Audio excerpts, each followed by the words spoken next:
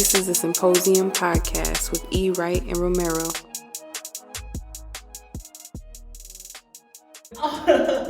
All right. Ladies and gentlemen, boys and girls, welcome back to the Symposium podcast.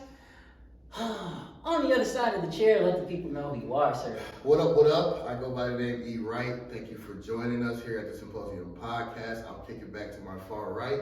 You know what it is? Rose gold in the motherfucking building. Actually, it's Tropical Rose because I did get it. I was going to say, I think you forgot. Yeah, I know. Tropical Rose. I think you did. Just fresh off the plane, actually. Got off earlier today, so I'm feeling pretty good. Feeling great. Today, we have a very special guest in the center. Let the people know who you are, miss. My name is Kayla K, and I'm an educator in Minneapolis. Kayla, thank you for joining us. I'm excited to be here. Welcome. We're happy to have you. So to everybody out there, to our guest, Oh, yeah. Shit. welcome to the party. It's okay, we'll let that go. Cheers.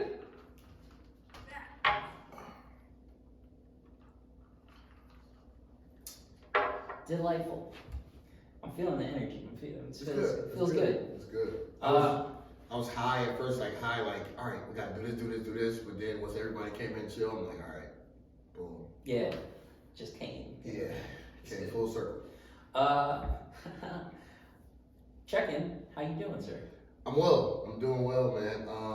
I'm doing really good, actually. Yeah? Really good, yeah. I'm technically on spring break, Mm. but I have done nothing like, that's a lie, because I literally just finished writing an IEP.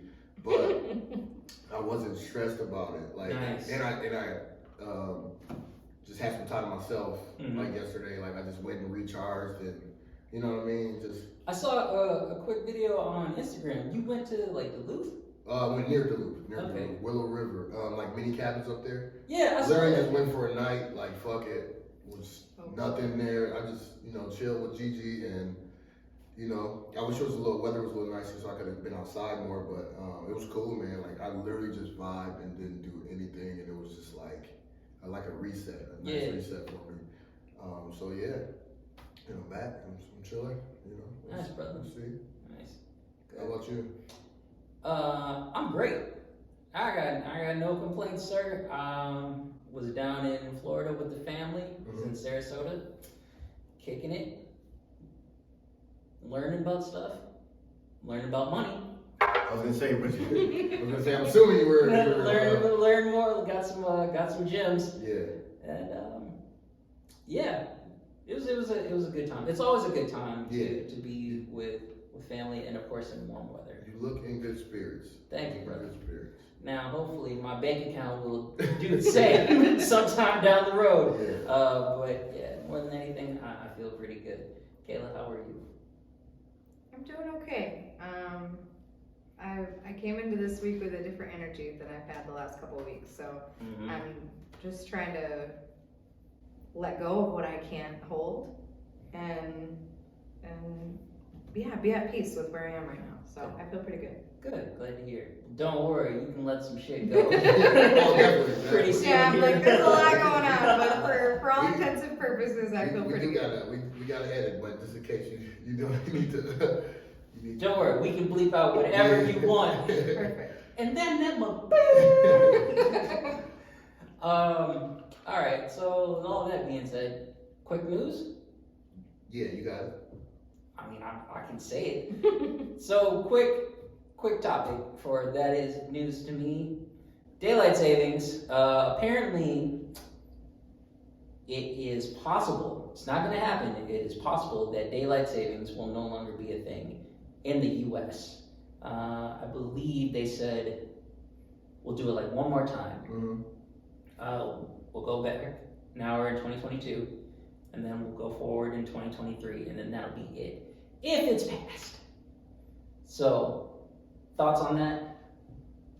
Well, You got more? no, where do you sit with that though? Like, Nigga, fuck. I was late today. but I honestly like it being lighter later though. Like, it's just nice when I look outside at 6 p.m. and it's still, is that weird? I don't know. hold on. Like, I would like to transition into it. Like you like more daylight or? Yeah. Oh, sure. Yeah, that's Right. fucking great. But it's about to switch back. I thought you were saying. No. So, what the plan is, if I heard that correctly, you can That's correct my me. understanding is sort of on the wavelength I think that you're on right now. Yeah. So just how it is, right? We went forward an hour. Yeah.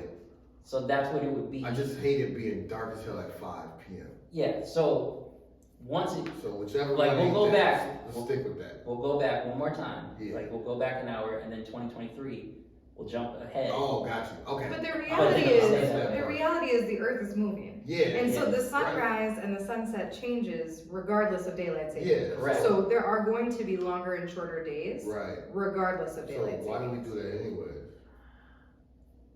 Okay, going back to history lessons. I'm sure there's It had to an answer do- somewhere. It had to do with farming. Farming, right? Yeah. There Okay. you go. Yeah. For crops and shit. Yeah. Okay. That I knew. But I think that just became not even an international thing. That just became a national thing. We'll say because you said they don't. There are really lots do of it, parts of Yeah. the world that don't have daylight savings time yet. which is very surprising. Mm. But at the same time, not really, because other countries look at America and like, we're not doing this shit. Why? So okay. I like it. I do like the idea of having more daylight, but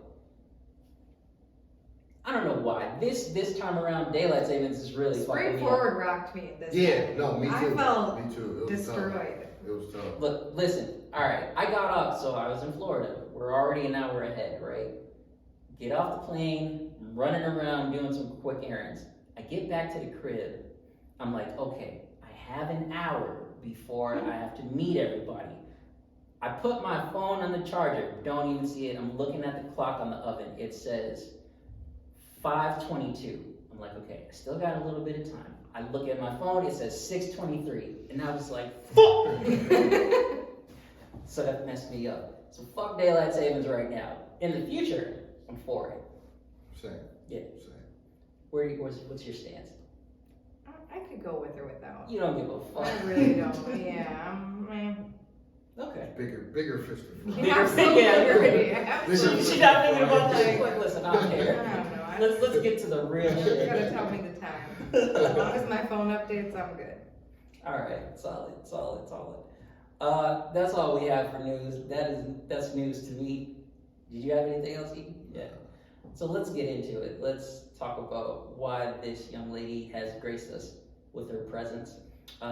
First and foremost, would you tell the people out there what it is that you do? Yeah, absolutely.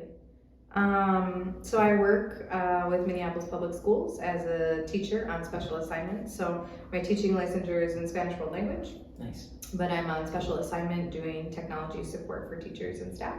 So figuring out why to use technology in the classroom, how to use it to improve student learning. That's a lot. Excellent. How long you been doing it? I have been in this sort of role this is my 4th school year. Okay, but you've been in education. I've been in education for over a decade in a variety of different, I've done college access, I was a support professional for Minneapolis. I met you as that's a Spanish teacher. I substitute taught, I've covered about 8 maternity leaves for Spanish teachers. Out because it's shockingly really difficult to find somebody who can teach a high level Spanish when you have a baby and have to be out. So Sure. I've covered a ton of maternity leaves. I worked as a support professional translating in schools for a year, and then decided I'm going to go back and get my license. And in the midst of that, fell into technology. And people are always like, "How? What? Huh?" And I kind of think technology is its own language. Oh, definitely. You know, Sure. and so for me, I'm like, oh, it's just kind of like a trilingual thing. Just added it on. To hear that, I mean, your profession goes back quite some time. I mean, like a decade and some change, right? How did you get into education in the first place? Oof. I studied psychology at the U of M, and about halfway through that degree, found the youth studies department at the University of Minnesota. Just like a really special hidden gem. You got something unplugged in, bro. Oh, No. did I kick a cord? No. Nah, we didn't switch it back. Oopsies. We should be good though. Whoops. Yeah, we'll be okay. Okay.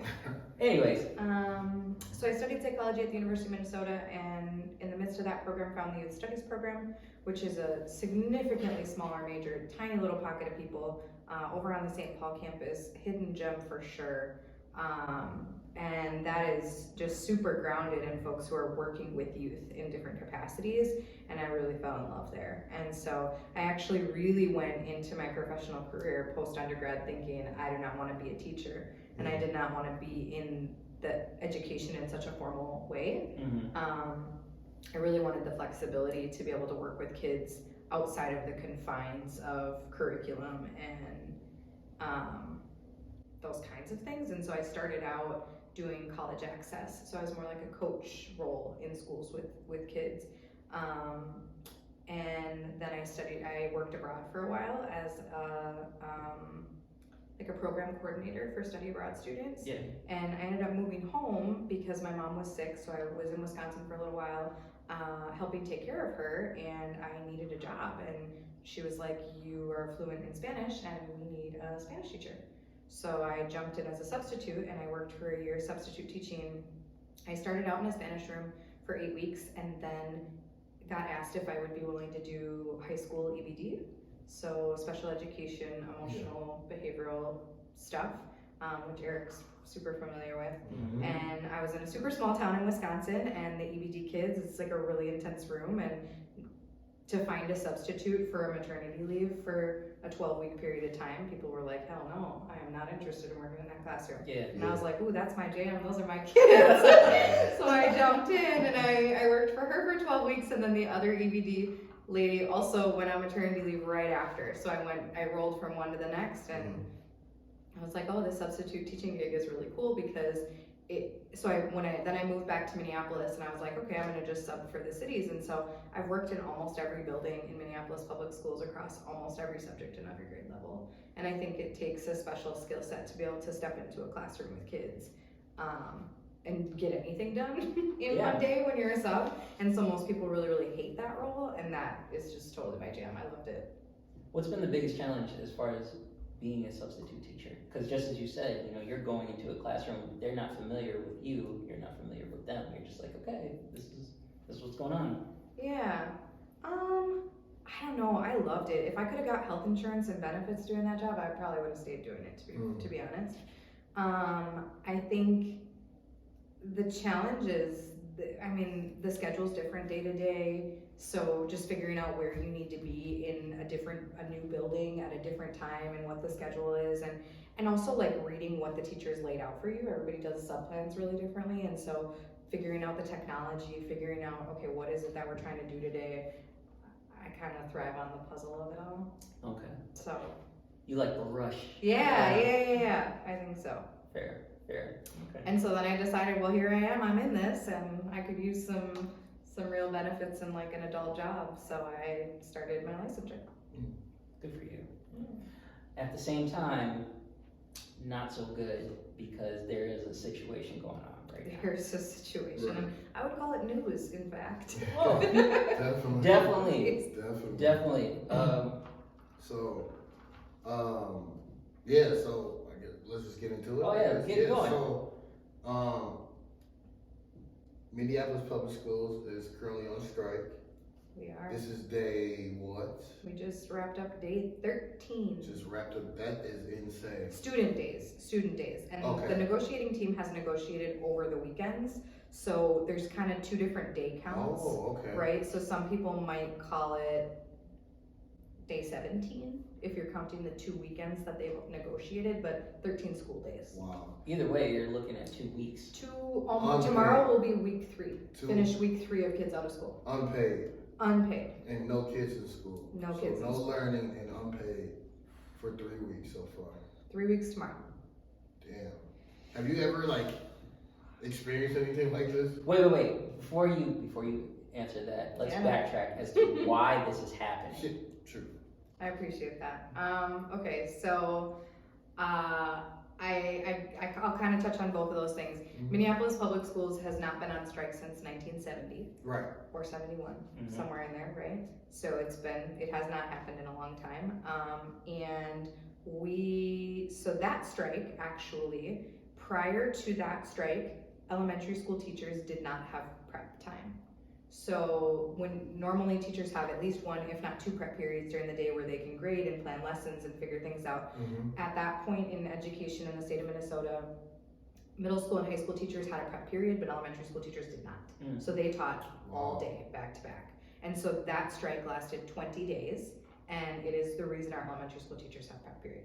So it's a really big deal. Yeah, it's huge. Yeah, and so this strike looks really different, 40, 50 years later.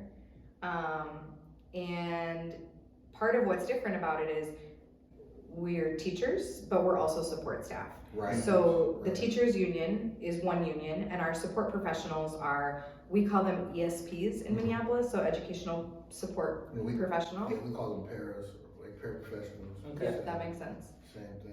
They could be pushing into special education classrooms, they could be bus aides, they could be lunchroom aides, they could be transportation, they could be interpreters, right? So a variety of different people. They also have a union, and typically our unions negotiate separately. Yeah, for sure. And this is the first time where we've decided to stand together and say, we won't stop until both sides get what they need. I like that.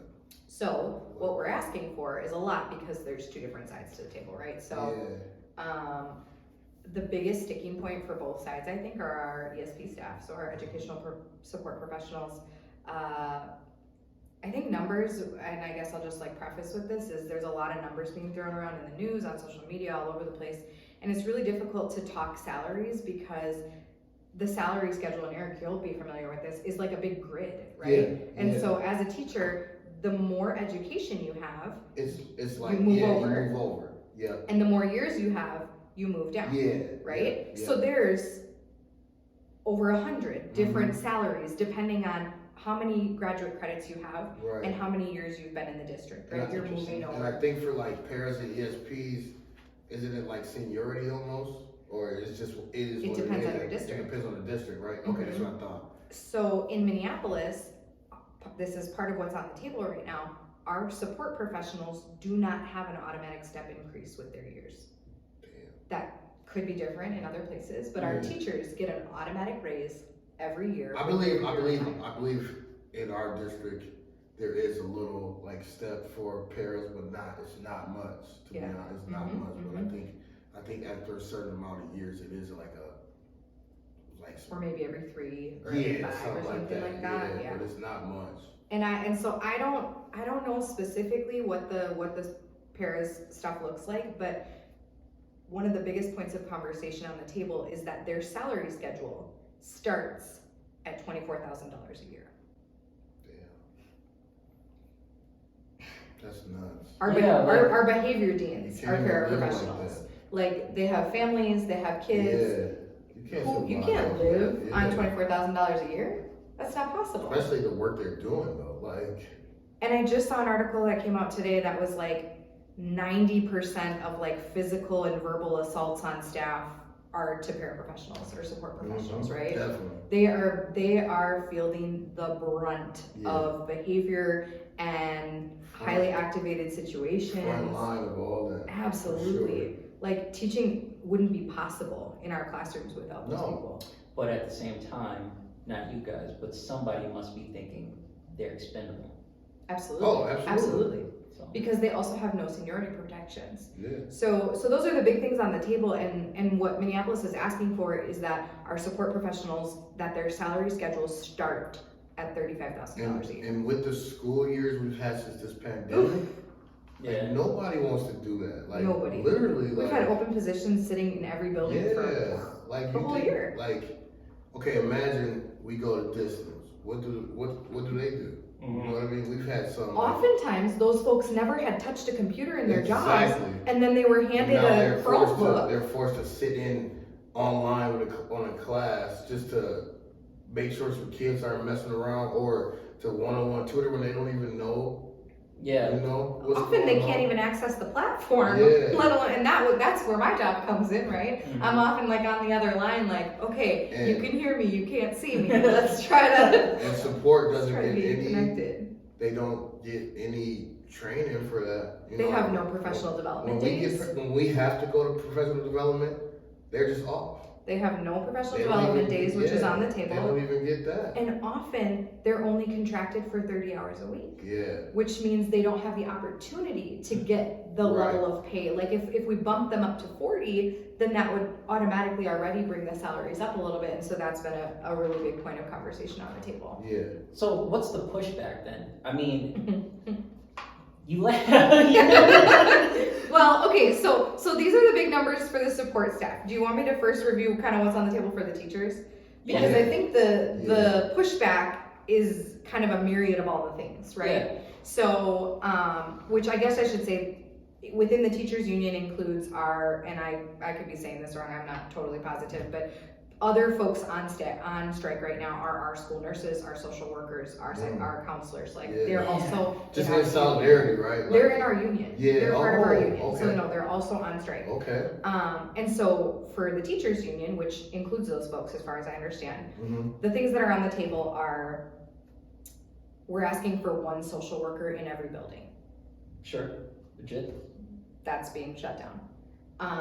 We have social workers with caseloads of more than 1,000 kids. Damn. I was gonna say that's very crazy because we need more social workers. More than one. Yeah, we have Regardless one. the size of the building. We have one in our district, and we need more than one. And Absolutely. You're fighting for one in One each per building. One per building is what we're asking for. Jeez. So the mental health support piece Yes. is a big one.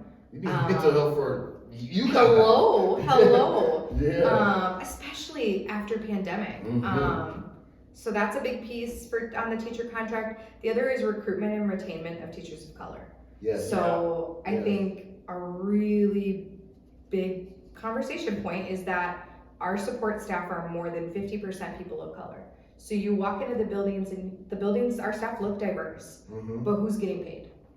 Our licensed staff are getting paid. Yeah. I worked in a building where support staff was 90% people of color, and I was the only Spanish speaking person in a building of 100 Spanish speaking families, and I'm a white woman. Good Lord. We had not a single Latina or Latino That licensed staff member in the building. That right there is literally why I'm like, well, fuck this. If I'm, excuse me, if I'm doing, Absolutely. if You're I'm doing doing work. all this work, I want to get paid for it. And that's why I went to school to get my teaching license. That's why literally why I'm Absolutely. teaching right now, because Absolutely. I felt like I was doing more than teachers, Yeah. but Getting Not paid less. You're not even getting less credit. or get, Yeah. you know what I mean? And that's literally why I went to school. Absolutely. You know what I mean? Absolutely. So And As you should. our kids Yeah. need to see But everybody people who can't. look like that. Yeah. don't have the opportunity or Mhm. can't, you know? The amount of debt that you take out to be able to get that Yes. education is Yes, they're already fighting. for criminal. it. Dang. So we had an educator speak up. It was a support staff, and he spoke at one of our press conferences a few days ago, and he was like, I am the only behavior dean in my building. So he's a behavior dean in an elementary school. He's a black man. He said, I am the only black male educator in my building. He said, I am one of a few black educators, the only black man. Mhm. He said, I show up to school an hour before most teachers, and I leave an hour after our administrators. And he is paid less than half of what teachers are paid, and he was excessed going into next school year. Which in Minneapolis, excessed means cut. So when budget cuts come around, usually the person of lowest seniority Mhm. goes first. And so another piece on the table for our teacher contract to retain teachers of color is to say, when cutting by seniority, teachers of color will be protected in that process. So like if you're gonna cut the lowest person on the totem pole, if it's a person of color, you go to the next person up.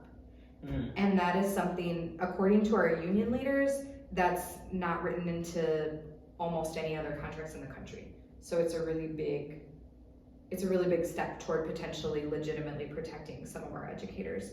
The other numbers that they shared with us are that Black educators in our district have been 8 times more likely to be let go. So what do you say to someone who says, but like all support matters or something? Yeah, Like, and it's not even our support staff, they're talking teachers in this case. It's not support staff, it's teachers. How do we, you know, I mean, the reality is our kids need people who look like them.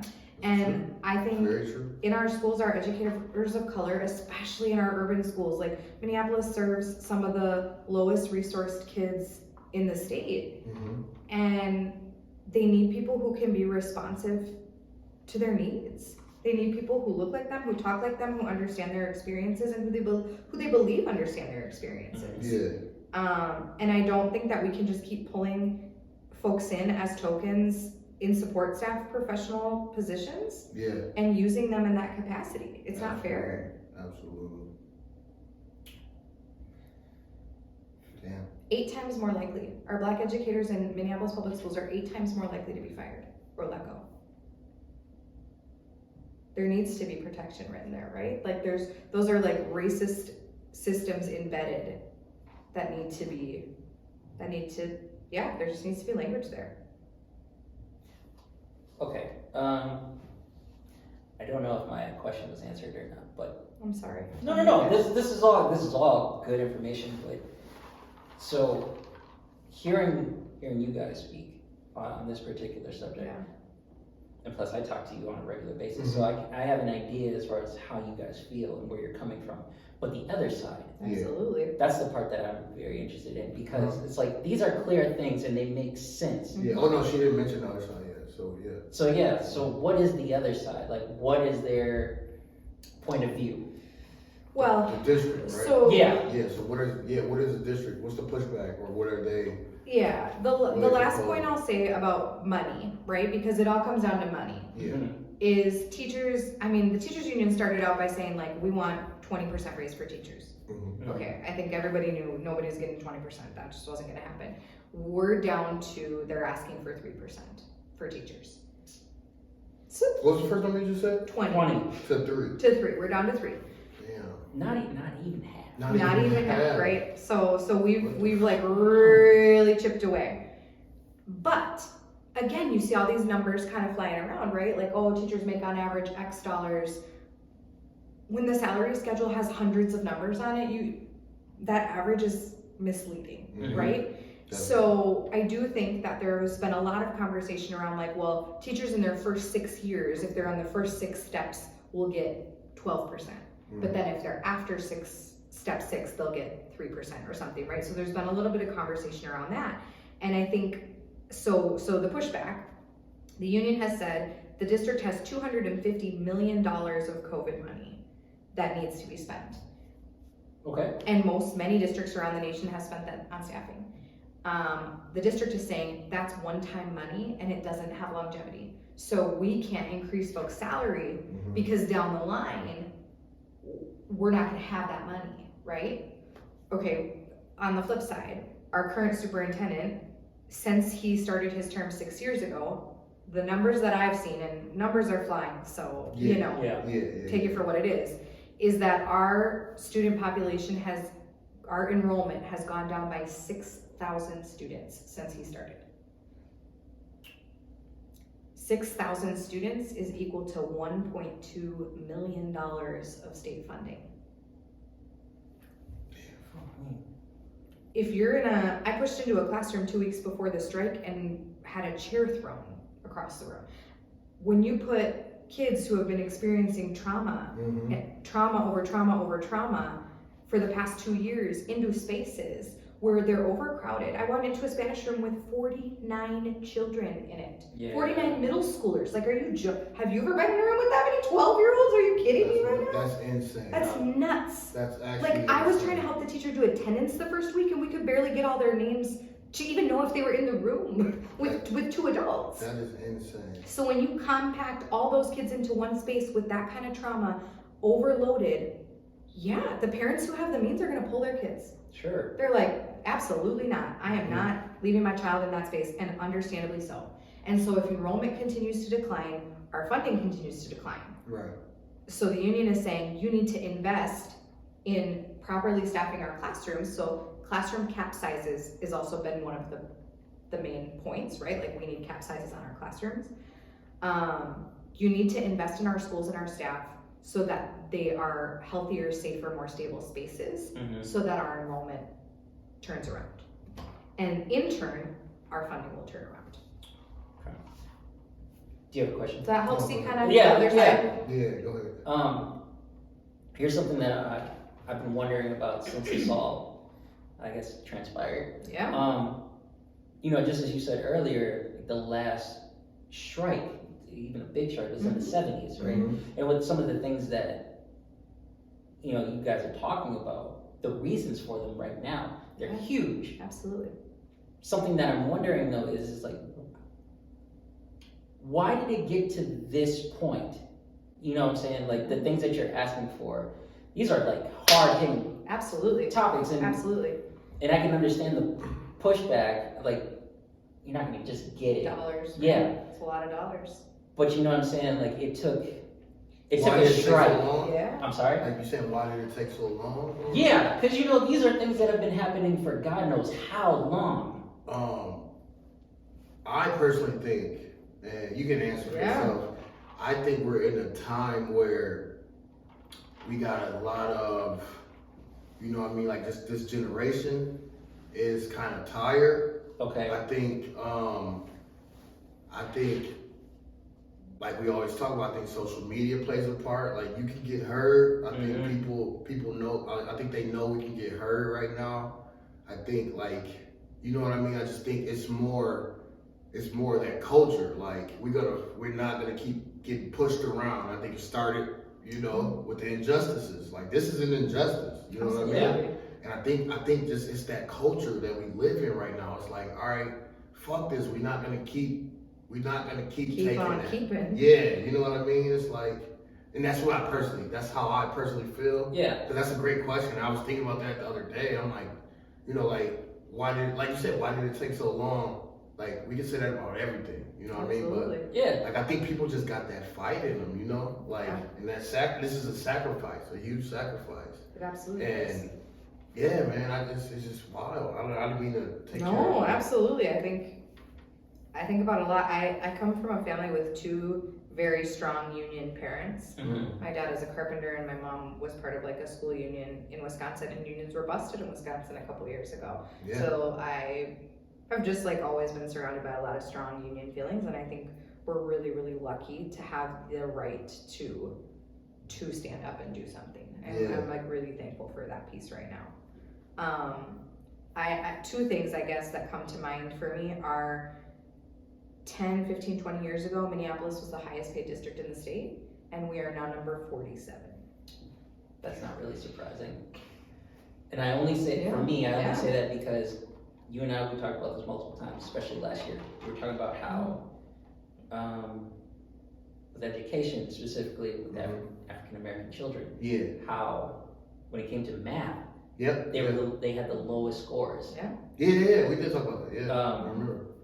In the nation. So I mean, to hear just about what people are getting paid, or excuse me, teachers, is like no surprise. But at some point, like our district was compensating our teachers, right? Like we were the most competitive, well-paid district in the state. Sure. So where did that shift happen? I think we kept taking less and less and less. And I would say even when I started with the district, our buildings felt really well staffed. And my first year was like one of the big cuts. And it was right around the time the new superintendent came in, and to his credit, our district was functioning with a massive deficit. We were in the hole as far as our budget goes by a lot, I think.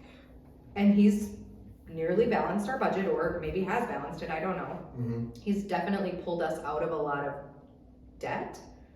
But the union point is he's taken us out of financial debt and he's put us into a human deficit in our buildings. Yeah. So it's like, he's cut, and he can be like, hey, look at these numbers, I balanced their budget. Yeah. But now our buildings are so understaffed that they become unsafe for our kids. Have parents pulled like students that you like know of, like how's that enrollment? Like has it gone down or is it stayed the same? I mean, we've lost For you, 6,000 kids since he started. Oh, 6,000. okay. So to me, that's a statement of, there's also, I mean, a lot of folks in Minneapolis will tell you there was a big district redesign coming into this year. And so that's also a big point of conversation because they shuffled all the schools. They redrew the lines to decide what kids would go where. And so there was a lot of that, the whole point was for it to be more equitable and to balance racial inequities across the district, and there's a lot of strong feelings. Like a referendum. That's cool. No, it was not a referendum. It was a okay. district redesign, they Okay. called it. So we So, can pause. Yeah, we'll pause. We'll pause. After these messages. thank you. Right back. Yep. All right, and we're back. Had a quick little intermission. I am not sober. Just kidding. Jeez. No, I'm just kidding. I'm just joking. You guys are perfectly fine. So back to the conversation at hand.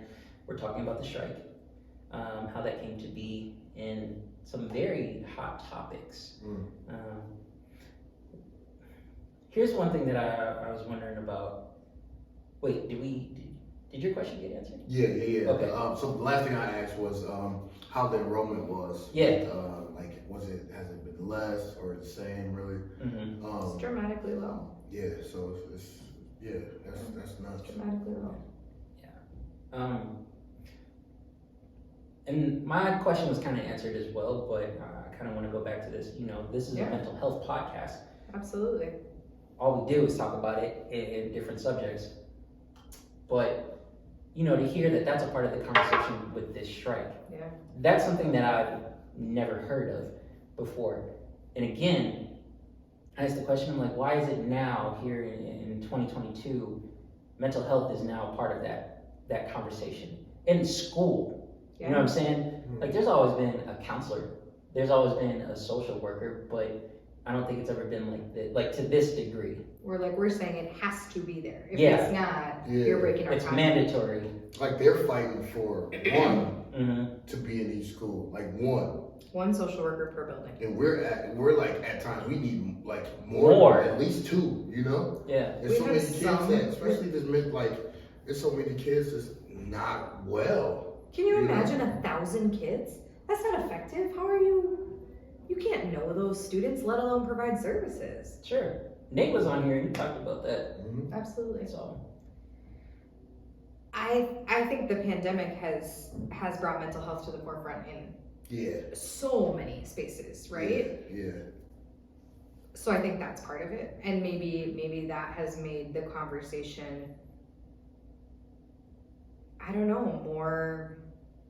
It's been normalized in a different way that we can, instead of just saying we want a counselor, we're saying we need mental health supports for our students. Like, we're using the words mental health, and Yeah. so I feel like the climate around mental health has significantly shifted in the last couple of years, and so I feel like that has got to have played a role. mm-hmm.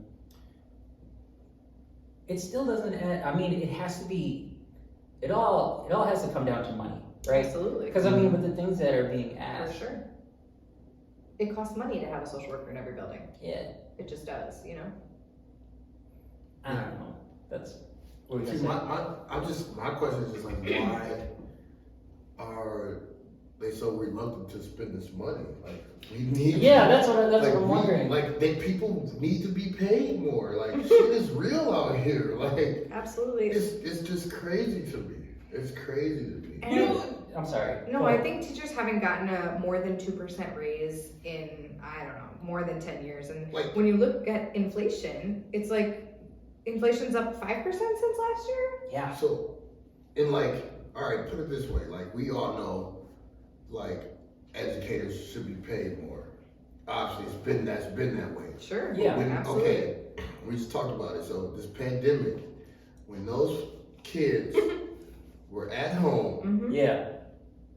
parents were going through it. Mhm. Like, They were like, whoa, yeah, with their one kid. yeah, like damn. Some more, for sure. Some have more. But Like, this shit is tough. Like, I don't know how. I can't tell you how many times I don't know how y'all do it. I don't know how. Yeah. bless your Damn souls. right. Bless Like, your souls. Yeah. And one of our union leaders is like, bless your soul is great, but it doesn't pay my mortgage, Exactly. right? Like, I do believe that is why we have a ton of community support. mm-hmm. I think we've got kids and we've got No, it's parents beautiful. who are out every day with It's us. beautiful. Every It's single beautiful. day.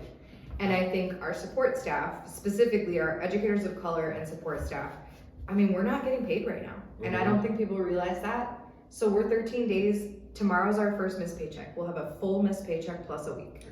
And Can't if you're imagine making $24,000 a year, that paycheck. Can't imagine that. So every site, well, there's like a generalized strike fund, but then also every site has been collecting donations via Venmo for specifically for support staff and educators of color. And I'm managing the donations for our site. And sometimes I get really excited because I'm like, okay, yeah, it's coming through. We've got a decent chunk of money. And when you've got 25 educators, Yeah. it goes. Yeah. It's like, okay, here's $50, right? Like, what are you gonna do with that? But it has been really beautiful. Some of the Venmo requests that I get are like, from a fellow teacher in Philly, hold the line. From a mother, my kids love you, hold the line, right? Like, we're getting Venmos from our whole community. And our families are showing up with breakfast. Yo, shout out to the community, man, for real. It's so deep. Big ups. And then I saw today, you said that students were planning a sit-in. Our kids are there. Our kids are there. So they did it Like today. right now, or? They're there right now. Damn. Oh, damn. They've been there since yesterday afternoon. They slept in the building. Shout out to the kids, Bro, man. God damn. I can't tell you. Week one. That just kind of made me like. Yeah, you feel it. I felt. Yeah, I got a little tingle in my body. I've got the full goosebumps. Yeah. It was week Goosebumps. one. To the youth. To the youth. Damn. Week one, day 3. My home site is the district office, so that's where I am every morning. Every morning we pick it at 7:30 at your site for 3 hours. We're at our sites, and then we usually have an afternoon activity that is like we're all together. Yeah. And so my home site is the district office, and so we don't have families and kids the same way, right? Yeah. Because we push into buildings all over. But North High is really close to us. And it was like day 3 or day 4, and I just lost it. I mean, full tears. The kids came marching down, and we could see them coming down the road. Yeah. Just a band, and they were chanting, "We got your back. We got your back." And everywhere we go, people want to know who we are. We're the motherfucking students. They came in chanting, "We're the motherfucking students, and we got your back." That's hard. And I just, every day, they've shown up multiple days and demanded to speak to district leadership. And there's a couple of videos of them from the other days. One of the head leadership came down and was like, "Wow, there's a lot going on. I'll meet with 15 of you." Okay, so you're gonna tell us 45 is a reasonable class cap size, but you're not willing to meet with more than 15 students? Like, if you can fuck yourself. And the kids flat out said that, There's a ton of videos on Twitter, and so yesterday they planned to sit in. They got to the district office around 4 p.m., 4 p.m. They stayed the night. They were there all day today, and they're still there. And they said they'll continue to be there until a contract is settled for their teachers so they can get back to school.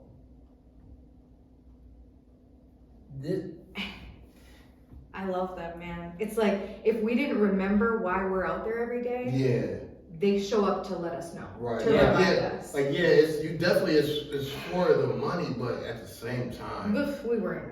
We're not in it for the money. It's like, This you're is right. It's for these kids. Yeah, You know it's what for I mean? these kids. It's And when for we these tell kids. them, you can use your voice, we're out there showing them how to use their voice. Yeah. And they're true. showing up to let us know that they've heard it. True. It's literally for support. Like, The interesting, you literally just touched on something that I wanted to say, and that's what it is. Like, there's a big difference on what this is about. Like, on your end, right?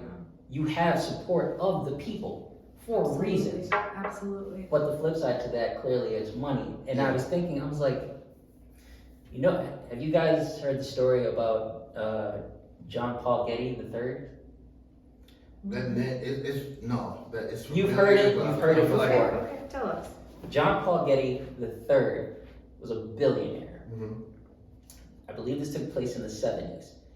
His nephew was kidnapped, right?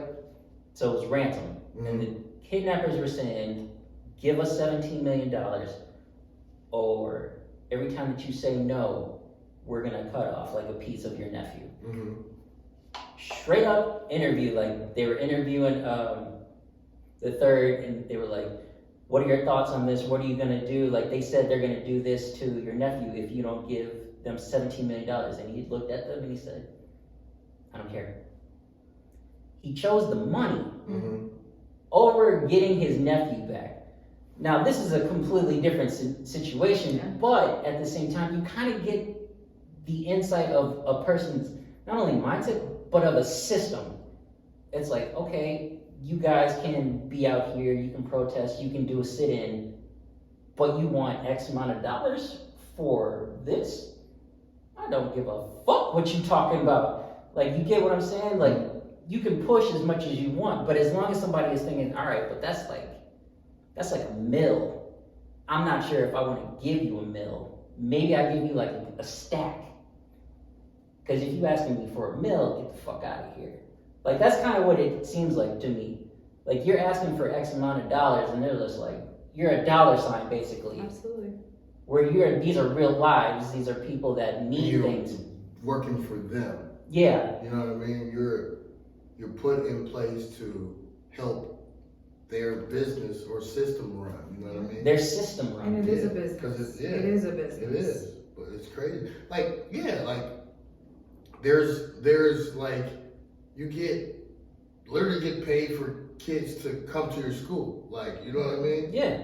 You get money per kid. You get money per kid. Like, yeah, it's all funding, but it's like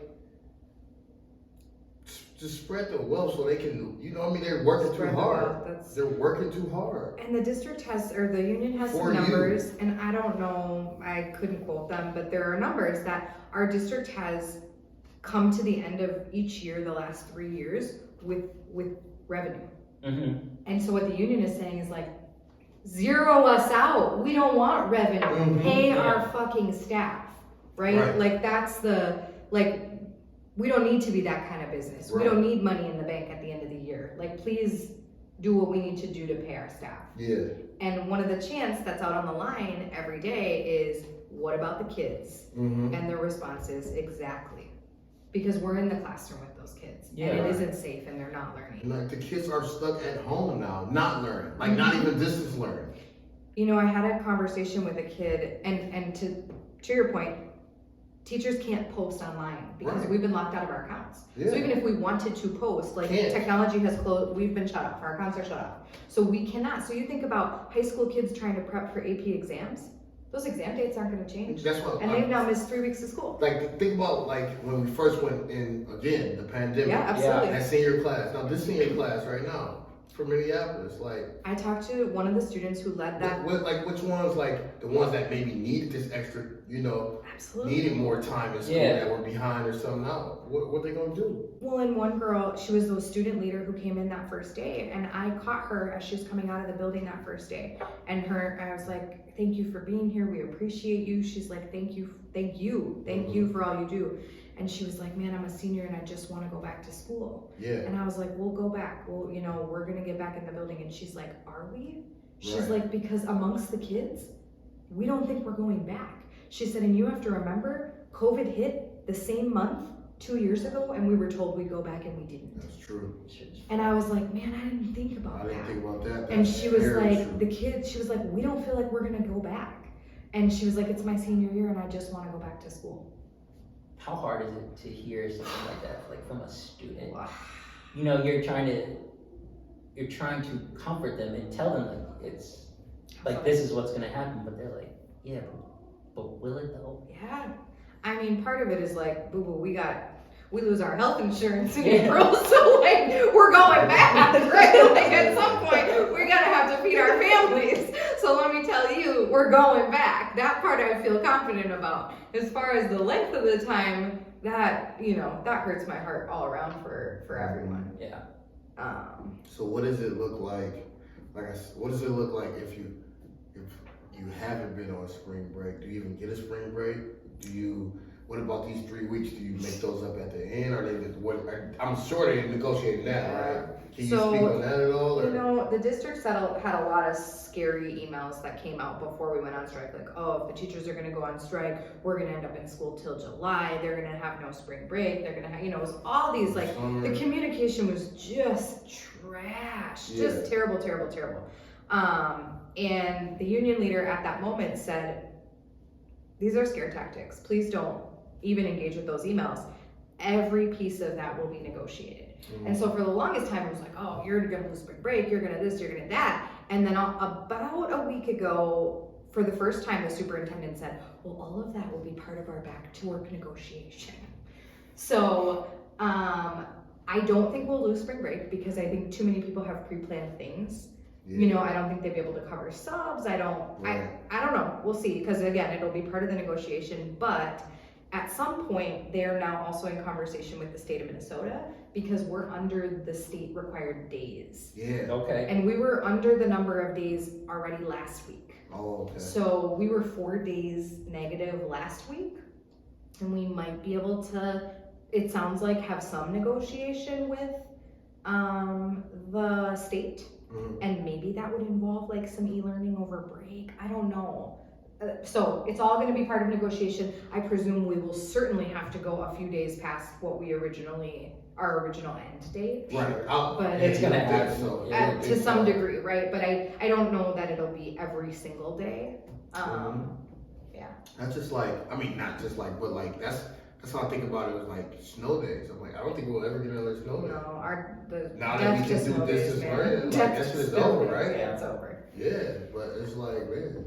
I think our union leader has said it best, is that the district is reckless. It's reckless that they left the table early last night. That's a good way to describe it. They were supposed to be in negotiation and they packed up their bags and left. See, that's what I'm saying. They That's just what I was left. talking about. It's like, And then yesterday, that was 2 nights ago, and then yesterday, they just never came to the table.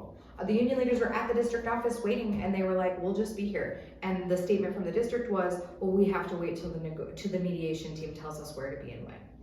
And it's like, come to the table. I don't know, like... Curiosity to hear that. I mean, I said earlier that a lot of it has to do with money, but, you know, does it also... Like the way the government is run, I don't want to get too deep. Yeah. I don't want to go too deep, but like the way that things are run with the government, that has a huge effect on it. Sure. The one number the thing that's come to light for me is like the federal government mandates special ed services. We know that, right? The federal government also mandates ELL or English Language Learner Services. Yeah. It has come up to my attention that Minneapolis most urban schools, right, have a higher concentration of both of those populations of students, right? And so it sounds like we've not received adequate funding from the federal government for those services. So we've dipped into our own pockets for those services the last several years. And so yeah, that to me feels like a bigger, more systematic, higher level government thing. All right. Eric, I was going to ask you this earlier. So you are not a part of the, what's the word? Like the Minneapolis district, right? No, You're in Philly. However, you know Kayla. My people, I know. This your people, and you know people's. Yeah. How does this affect you and other like people outside of the district? Personally, or like in general? In general. Like, cause this you're watching. I'm watching. Yeah. That's the thing. It sucks because I'm literally watching. You know what I mean? And I feel for them. It's like, damn, you know, we all fight. At the end, we all try to fight for the same thing. So when I see that, it's like, fuck, they out here I'm at work watching them strike and be, I guess you could call it protest. It's a labor movement. Yeah, Not a labor protest, movement. not a strike. Let's be clear. I like that. It's a legal labor movement. And I see them with their labor movement. LLM. You know, and I know kids, you know what I mean? I just know the community. I And feel you like see I'm a your part students, of that community. and you know what your students would be doing with 3 weeks at home. Yeah. With 3 weeks with it no sucks, support. Man. It does suck. And it's like, damn, that's why anytime I have a chance to, you know, get that word, I'm trying to, you know, just. But how many times, Eric, in schools have you heard in the last 2 years, the pandemic shed light on what it's like to be in schools. We gotta make some changes. We can't keep doing how it's been, right? Like we gotta change how things are being done. Exactly. And so I think that's been the one fire under everyone is like, this is our opportunity to push for some systemic change. Yeah. No, that's definitely true. But yeah, man, it's tough. It's like, you know, like it just sucks, man. Like, it's like, yeah, I'm fortunate enough that I'm not in that situation, but my people are, you know, and that's like, and I'm just outside watching, you know, and it's just like, damn, like I didn't expect it to go this long. I bullshit you not, I thought 3 days max.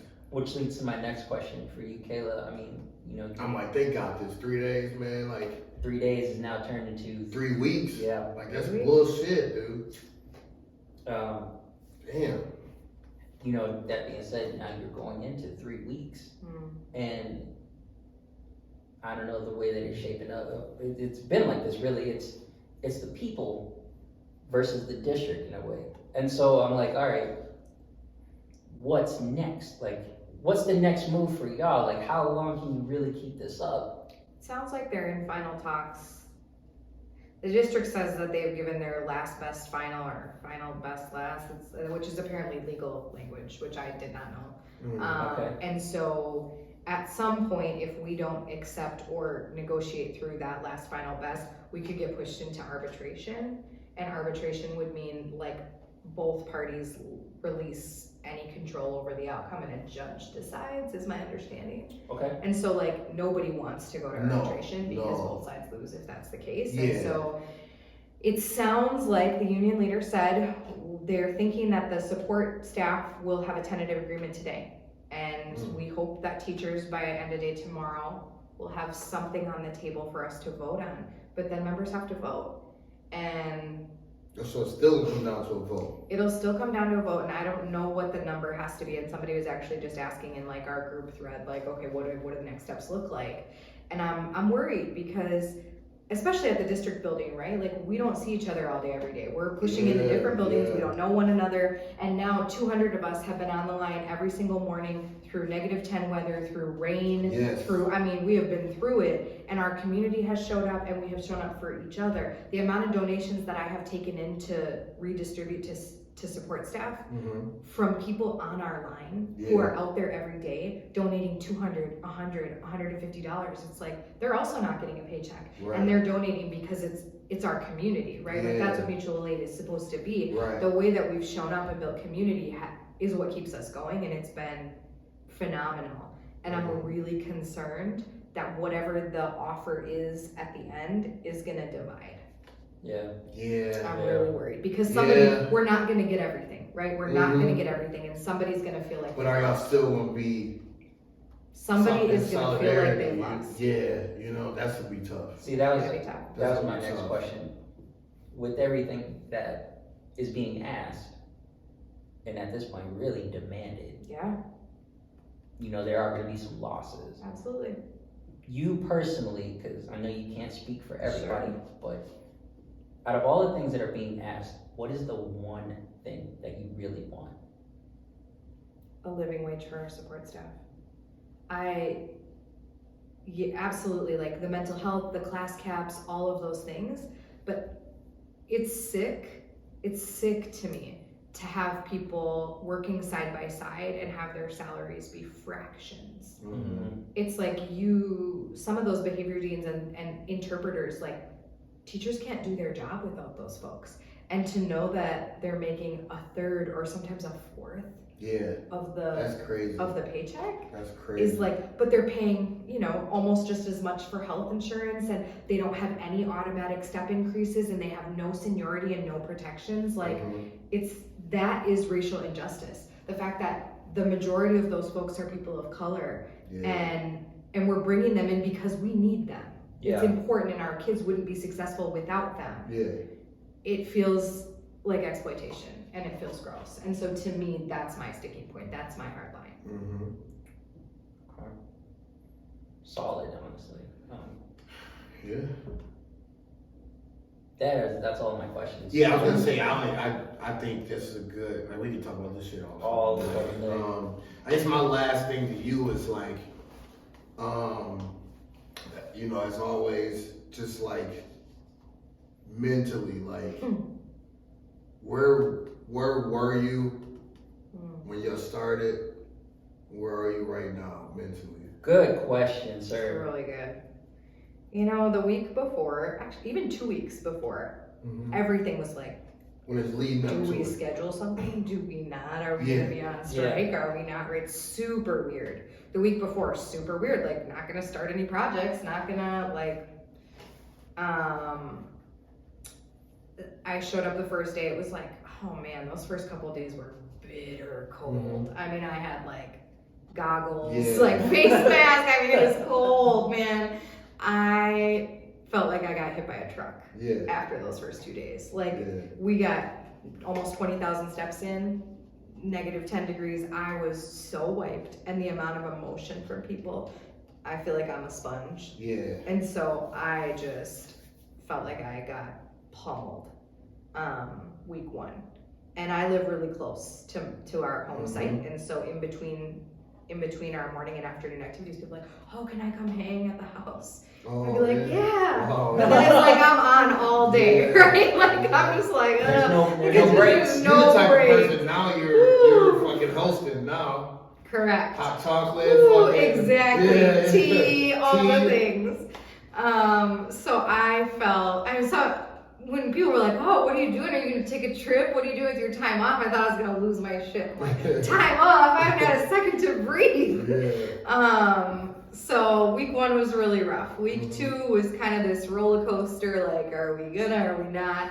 And I think after finishing week three, I was like, week two, I'm gonna go into week three just planning on being on the line every day. I plan for that. If we aren't, I'm gonna be pleasantly surprised, but at least it's a little bit less of that emotional roller coaster. And I'm gonna find some wellness activities in between. So I did a little stretching in the morning, went to a yoga class in between, and I feel significantly more balanced. A little self-care action. Oof, man. Some of that, just like alone time. Like, it is, I identify as an introvert. I get my energy when I have a little bit of that downtime, and when you are in crowds of screaming people all day. Oh, it's nuts. Oof. So I feel much more balanced now. I really holding that. Like, I hope we can hold the community. I really hope we can hold some of what we built, and I hope it doesn't become divisive. To some degree, do you feel as though you're being heard? I think the amount of community support has been amazing. I mean, the district has had to hear us. I feel disappointed in the lack of acknowledgement from our state leadership. I guess that's the question. Not so much that you're heard, but do you feel as though you're being acknowledged? Not by the state. I think we went to the governor's mansion. That was one of our protest days, or strike days, good Lord. And just like nothing, he's been radio silent. And I feel like, as a former educator himself, I'm disappointed in his lack of. I understand he can't sign a check and give us the money, but he could have made some statements. He could have given some verbal support, I think. And so we're gonna hold each other.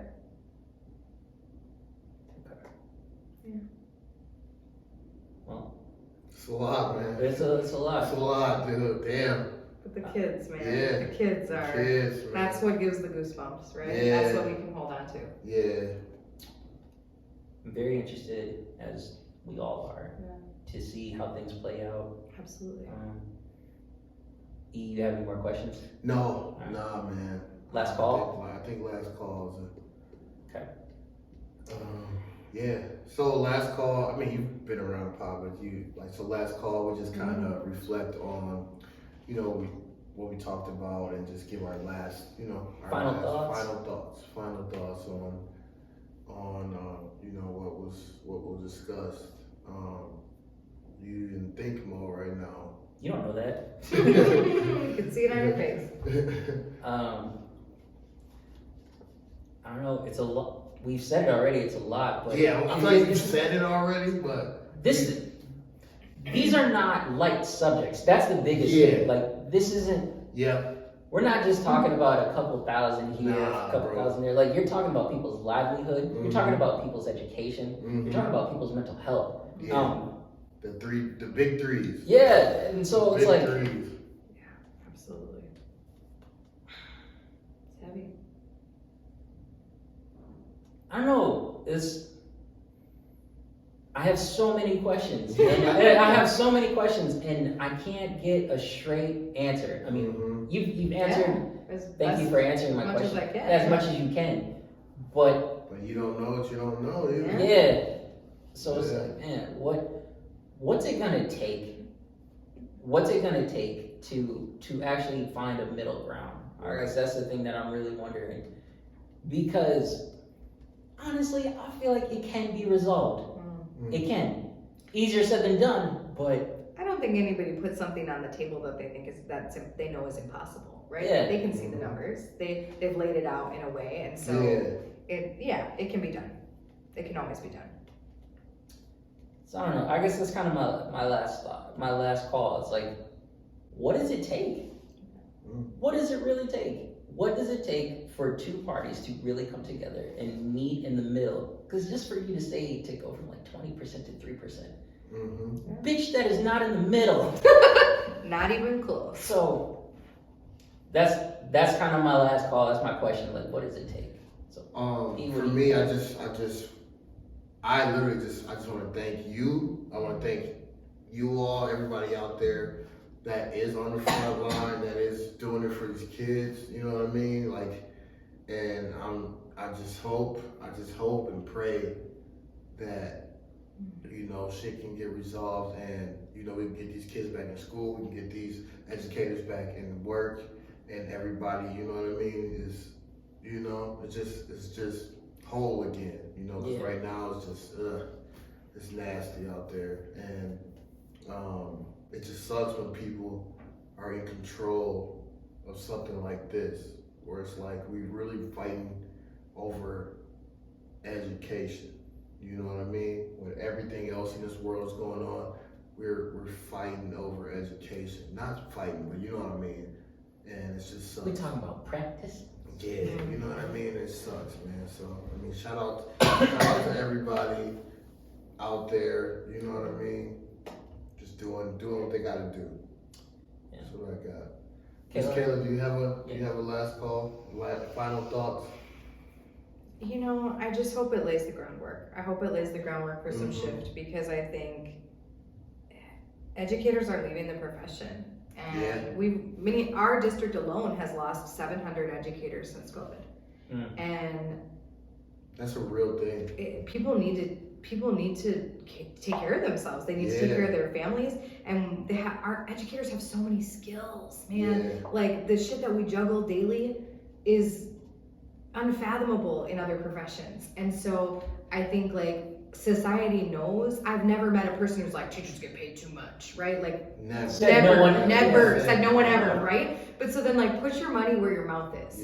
And, like, it needs to change, because trash educators, like, that is our future. The kids are our future. Right. And so, and there's some trash educators out there. I'm saying, let me tell you. So I would like to see more people put their money where their mouth is. And I would like to see education shift, because the kids deserve it. The kids deserve it. The kids deserve it. The kids deserve it. Yeah. Well said. Yeah. That's it right there. As we close, how can people out there support what you guys are doing right now? Like, is there where could they go? Where could they there's a general strike fund if people have money. Almost every school site has a fund that donates specifically to educators of color and support staff. So those are like financial contributions. Honk your horn when you drive by the line. If you like to bake, sometimes people will be dropping off cookies and stuff while we're out there. But I just think the friendly smiles, the energy, the words, if you see people at the store and they've got their shirt on or their hat on, the words from kids and families are what keep us moving. Okay. Yeah. Respect that. All right. Thank you guys for having me. Thank you. This was awesome. This was awesome. All right, E, bring us home. All right. There you have it, ladies and gentlemen. Another amazing episode of the Symposium podcast. We want to thank Miss Kayla K for joining us. Yeah. Thank you. Thank you for all that you're doing for these kids as well. Again, I go by the name E. Wright. Rose Gold. Episode 57. And we are the Symposium podcast. Please like, comment, subscribe to everything. We will be posting how you can support our Minneapolis educators For sure. on all our socials, so please be on the lookout for that. Again, thank you guys for joining us. Thank you. All right. Thank you. Till next time, everybody. Until next time, that's what I was looking for. See you. We out.